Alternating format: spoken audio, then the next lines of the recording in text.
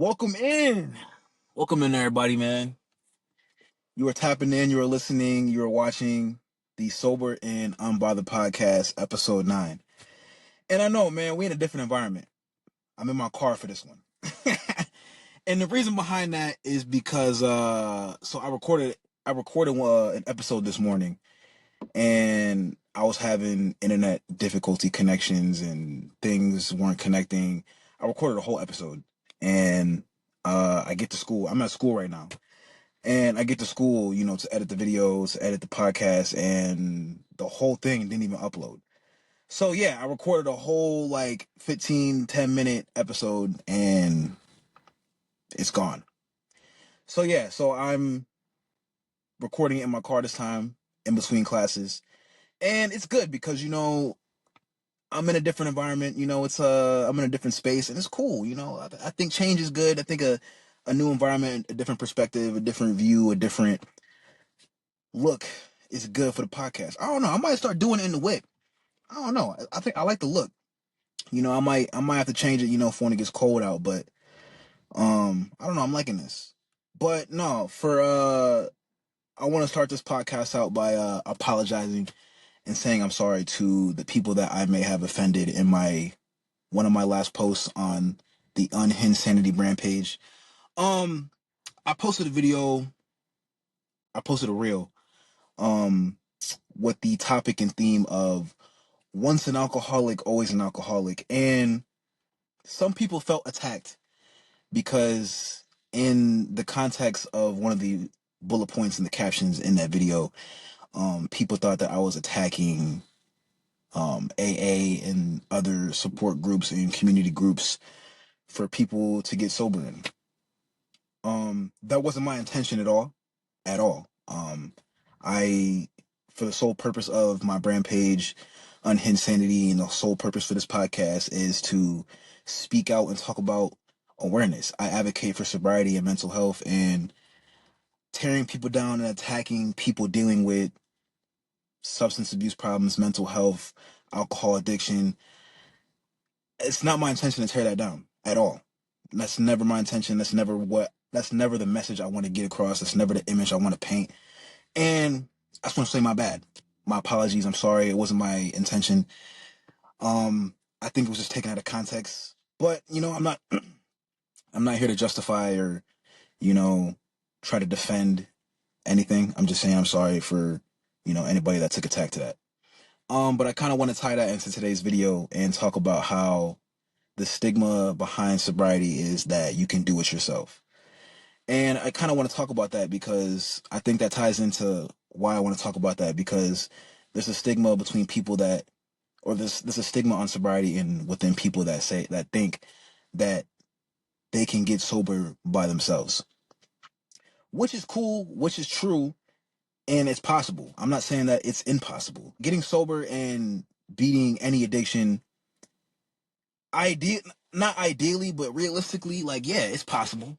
You can definitely do it, but I don't think it's the right way that anybody should go about trying to get sober, because in sobriety and bettering yourself in a sobriety, in a sober aspect, in the sober journey, community and talking about it and acknowledging it is a big step, and it's a big, important process in sobriety and the journey that you're going on.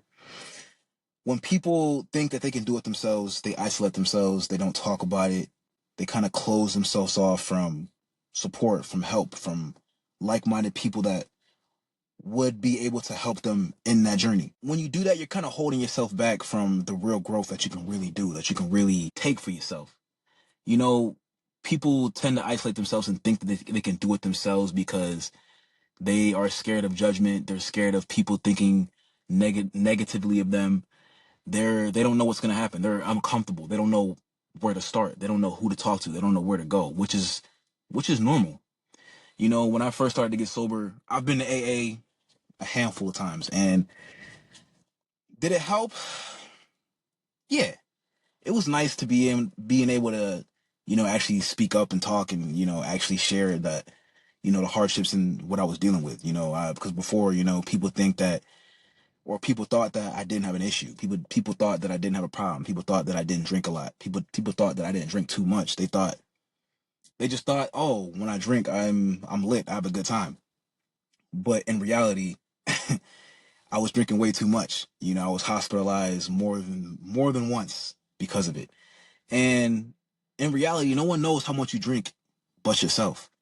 Nobody knows what you're battling and what you're dealing with but yourself. So I think being able to speak up and actually acknowledge what you're going through in a controlled setting, in a safe setting, in a safe space, in a good and healthy environment, I think is a crucial and important part in the sobriety journey. You know what I'm saying? And I think things like AA and rehab I think they work. I wouldn't sit here and say that you don't need to do those things, because some people don't need that. Some people don't need to go to AA. Some people don't need to go to rehab. There's some people out there that's sober 10, 20 years that have never been to rehab, that have never been to AA, that just kind of just said, fuck it. I don't need it. I'm going to do this. I'm a raw dog life and do this my own. And there's people out there that do that. And like I said, it's possible. But that stigma of, oh, I need to do it by myself. I don't need anybody. I don't need a community. And I think that's the wrong mindset to be in, especially when you're trying to get sober, because in them early stages and in the early days of sobriety, you need people. You need a healthy mindset. And in those early days, I wouldn't say that you're completely in the right mindset and headspace environment to completely just say that, oh no, I'm cool, I could do this myself. Because you're not really thinking clearly. Like, your body naturally needs 10 days. From the first day you cut off drinking and stop drinking, your body needs 10 days. Your body and your mind needs 10 days to fully kind of regroup, rewire, and to kind of get back to normal. And even after that, you still need to be able to maintain and keep that same like healthy mindset and keep your body from reverting back to drinking. Because when you drink and drink and drink, your body and your brain gets so used to drinking alcohol that once you cut it off, things in the mind. I'm not a psychologist, so I don't want to speak too much on what could really happen. But I know when you first cut it off, like, you need to be able to take that time to really think about what journey and what route you're going to go. See a doctor, see a therapist, talk to people, because raw dogging it isn't gonna help. You can do it yourself, but I wouldn't recommend it. But with that being said, I really want to reiterate and really emphasize how important it is to have community, how important it is to speak up and talk about your sobriety, how important it is to not isolate yourself, because in isolation, you're not thinking straight. You need people. You need that good energy around you. You need community. You need healthy people around you and a healthy energy and vibes and people, that a good environment in order to elevate and succeed in this journey. Getting sober by yourself, I can do it myself, is not impossible, but it's possible. But I don't think that you should do it. I'm sorry this is a short episode, but thank you guys for tapping in. This is T from the Sober and Unbothered Podcast, episode 9 from Unhinged Sanity. Thank y'all for tapping in. If you rock with me, I'm rocking with you. I'm going to see y'all next week. Love.